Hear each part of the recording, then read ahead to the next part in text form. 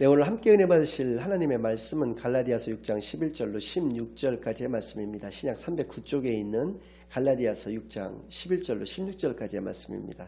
지금 이 시간에는 11절 한 절 말씀만 먼저 봉독해 올려드리겠습니다.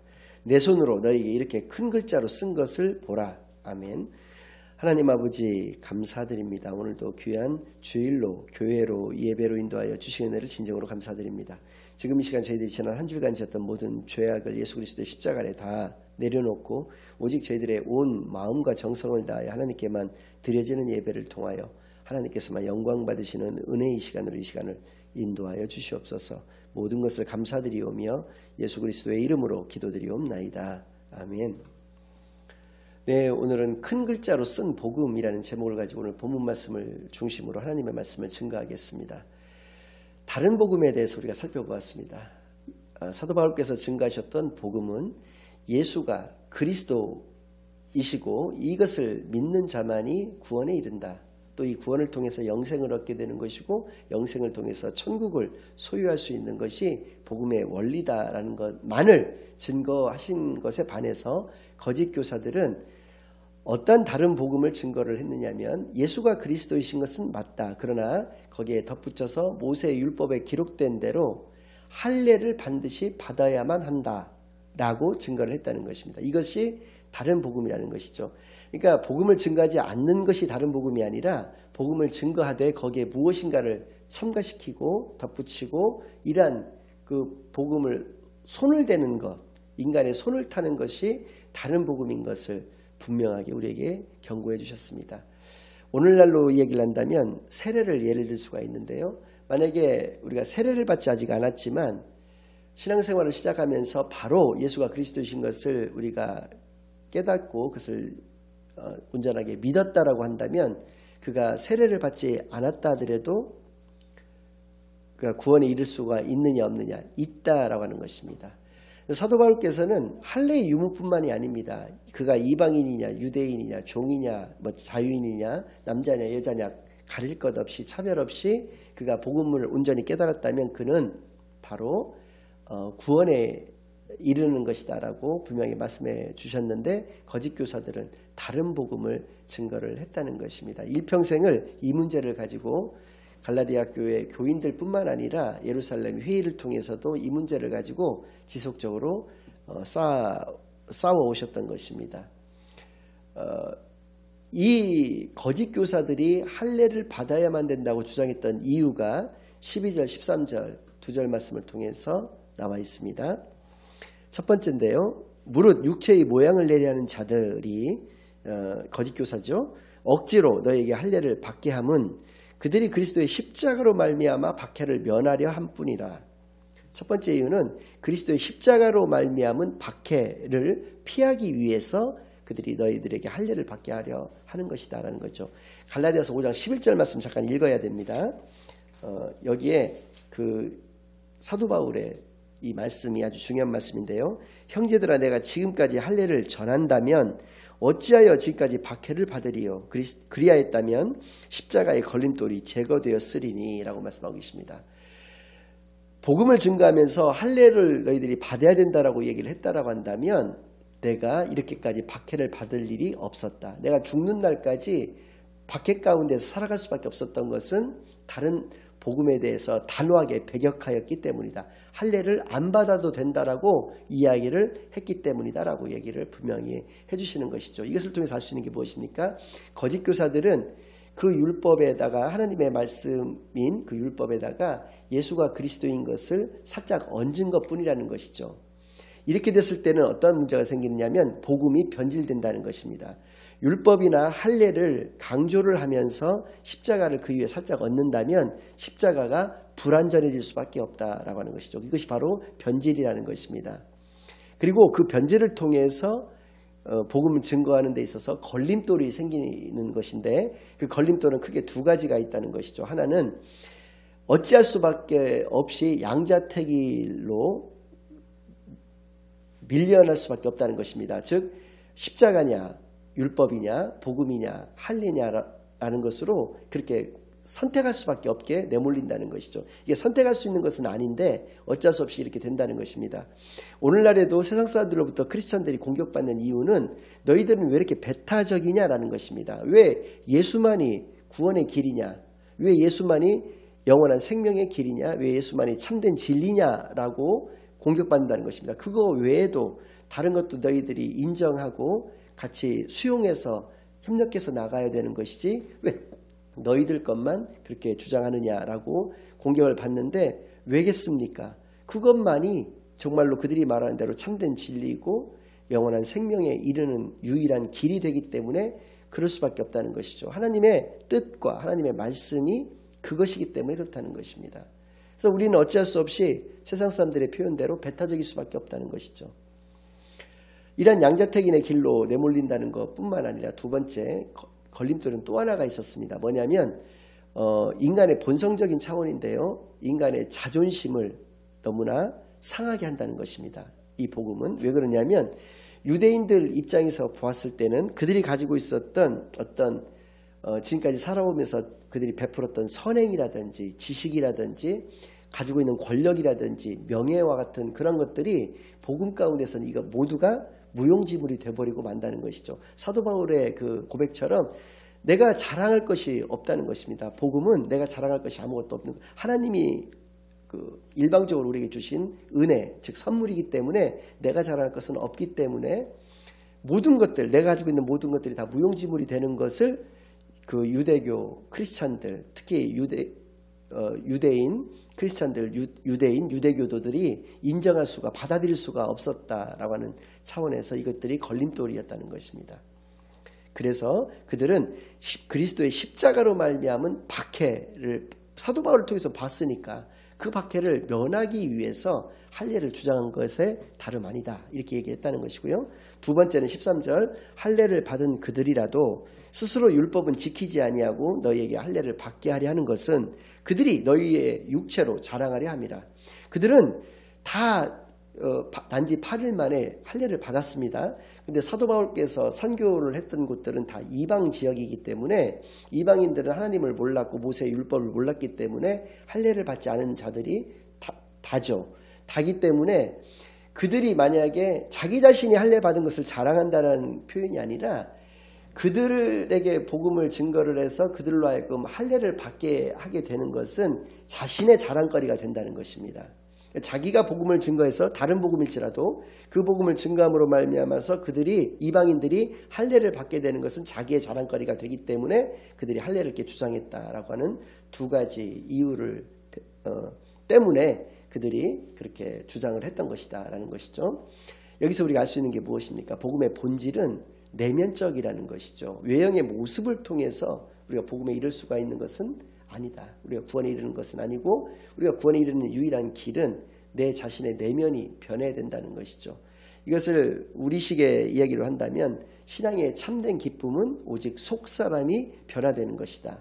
속사람이 변화된다는 것을 성화라고 얘기를 합니다. 성화라는 것은 그리스도를 본받는, 그리스도를 닮아가는 그러한 모습을 이야기를 하는 것이죠. 그렇죠. 우리가 그리스도인, 크리스찬, 기독교인 이렇게 이야기를 하고 있는데 이게 다 그리스도를 의미하는 그런 단어들인데요. 그리스도인이 그리스도를 닮지 않는다는 것만큼 이상한 것이 어디 있겠습니까? 당연한 말씀이시죠. 이거 외에 이것은 완전한 것이기 때문에 이거 외에 다른 것은 그 어떤 것도 다른 복음이 되어버리고 만다라는 것이죠. 내가 변해야 되는 것이 옳은 것입니다. 이것이 순서인 것이죠. 그런데 내가 변하려고 하는 것이 아니라 오늘날의 많은 기독교인들이 저지르는 오류가 그런 것인데요. 다른 사람을 전도한답시고 다른 사람을 변화시키려고 한다거나 세상을 변화시키려고 하는 그런 모습을 가진다는 것이죠. 이건 잘못된 것입니다. 내 자신의 변화를 통해서 다른 사람도 세상도 변화가 되는 것이지 내가 변하지 않고 다른 것을 변화시킬 수는 없는 것이다. 이것이 하나님의 그 원리고 뜻인 것입니다. 대부분의 사람들의 자랑의 주체는 잘못됐습니다. 대부분의 사람들의 자랑의 주체는 바로 좋은 조건을 자랑합니다. 내가 명문대를 나왔던 것이, 내가 좋은 직장을 가게 된 것이, 내가 좋은 배우자를 만나게 돼서 좋은 가정을 꾸리는 이런 외형적인 것을 자랑하고 이것이 행복에 이르는 필요 충분 조건이라고들 생각하는데 이것은 대단히 잘못된 것이다. 늘 말씀드리지만 우리를 행복으로 이끄는 것은 좋은 관계인 것입니다. 부모와 자식의 관계, 부부 관계, 또 여러 이웃과의 관계, 이런 관계가 좋은 것이 나를 행복으로 이끄는 것이지 좋은 조건을 가지고 있는 그런 육적인 삶이 나를 행복으로 이끄는 것은 결코 아니다라는 것이죠. 그러한 좋은 관계를 이루고자 하는 그런 영적인 삶이 나로 행복을 가지게 하는 그런 조건이 되는 것이다라는 거죠.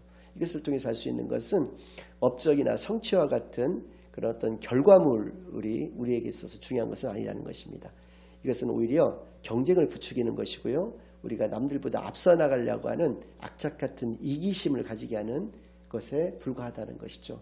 오직 우리에게 있어서는 삶의 과정들, 신앙생활의 과정들이 중요하다는 것을 알 수가 있습니다. 이 과정들이 충실했을 때 우리가 좋은 관계를 가질 수 있는 것이기 때문에 그렇습니다.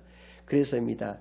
사도 바울께서는 이것만이 중요하기 때문에 다른 모든 가지고 계신 것들을 다 해로 여기고 배설물로 여기시고 십자가만이 본인에게 있어서 유일한 자랑이요 자신의 전부라고 고백을 했습니다. 그런데 과연 그럴까요? 빌립보서 3장 4절에서 9절 말씀을 보면 꼭 그런 것 같지는 않습니다. 제가 한번 읽어보겠습니다. 누구든지 나도 육체를 신뢰할 만하여 만일 누구든지 다른 이가 육체를 신뢰할 것이 있는 줄로 생각하면 나는 더욱 그러하리니 거짓 교사들이 육신적인 것을 자랑을 했다는 것입니다. 나도 그렇다면 그런 논리라면 얼마든지 육신적인 것 자랑할 수가 있다는 것이죠. 나는 8일 만에 할례를 받고 그렇습니다. 내가 할례를 안 받았기 때문에 할례 안 받아도 된다고 얘기하는 게 아니라는 것입니다. 나도 할례 받은 사람이야. 이런 얘기입니다. 그리고 이스라엘 족속이요 베냐민 지파요. 나는 베냐민 지파라고 하는 이스라엘 토종 사람이야. 내가 이방인이라서 할례를 안 받아도 된다고 하고 그랬던 것은 아니다라는 얘기고요.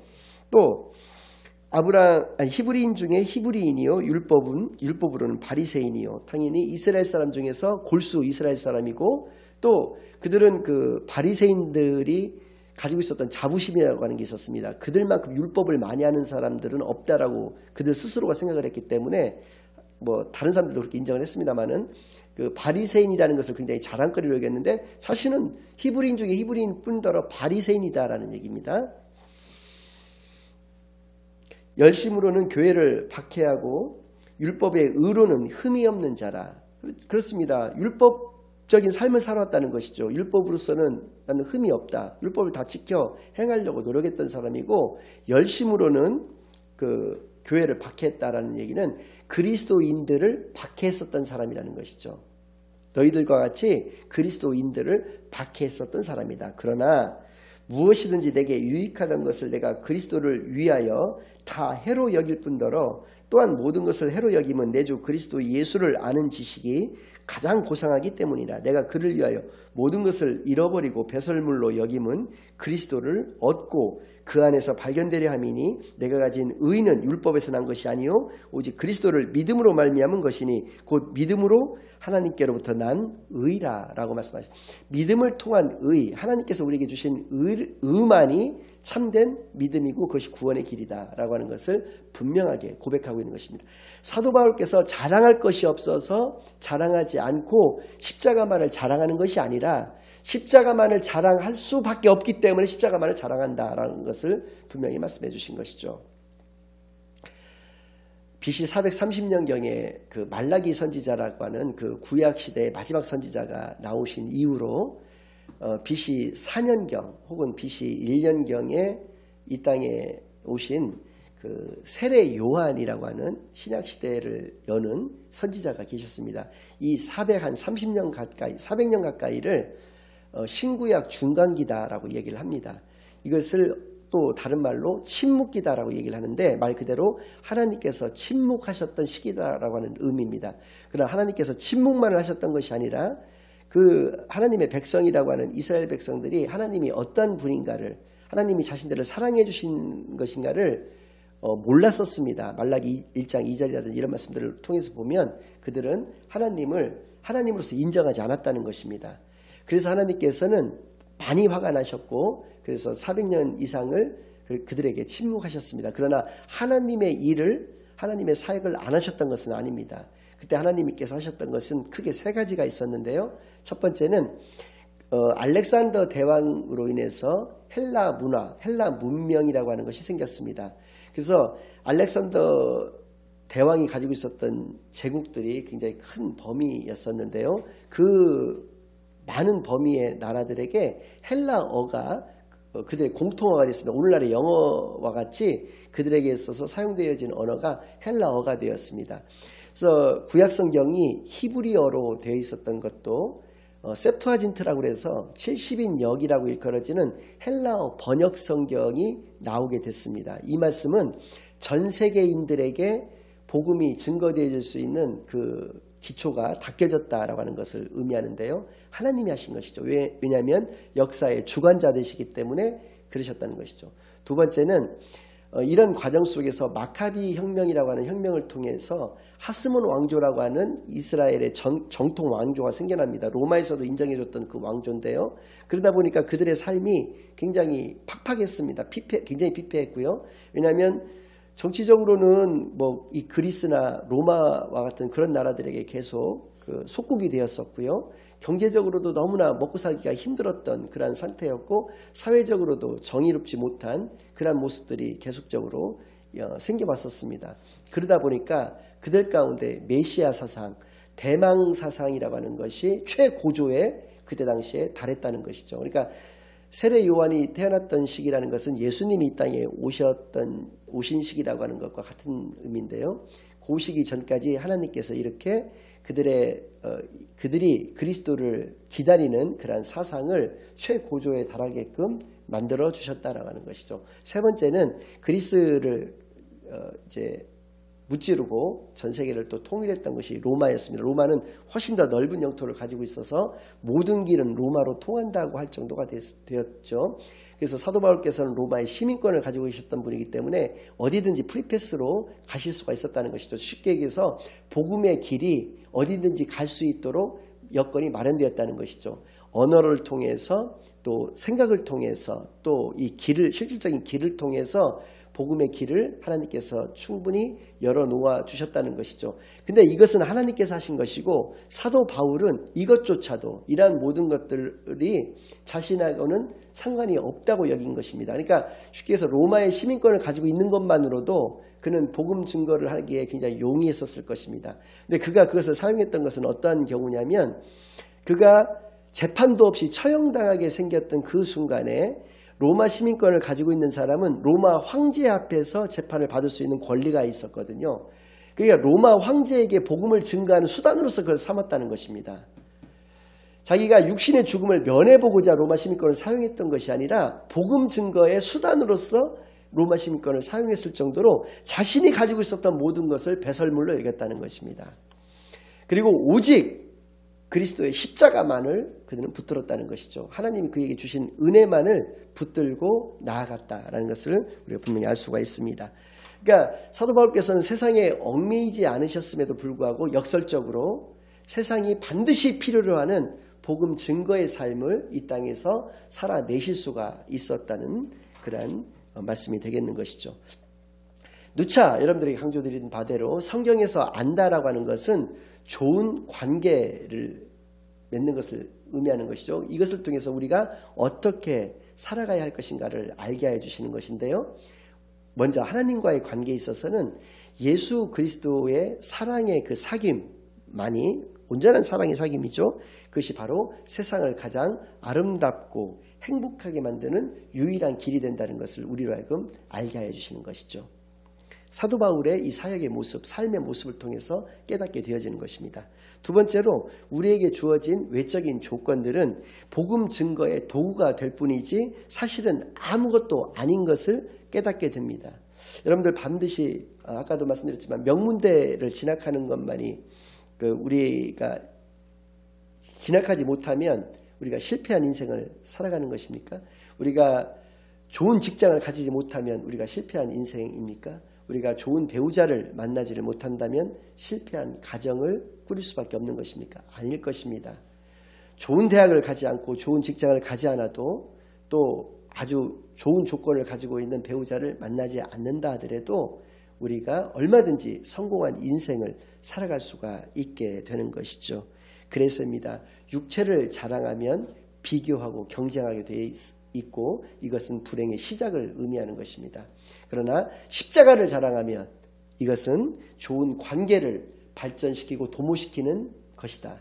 이것을 통해서 우리가 행복으로 나아갈 수 있는 길이 열린다라고 이야기할 수가 있는 것입니다.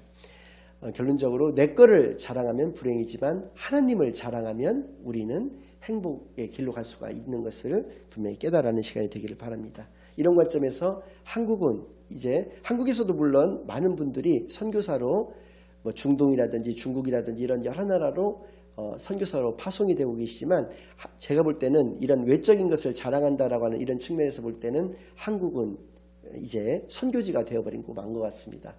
심지어 한국 교회조차도 이제 선교지가 되어버리고 만 것 같습니다.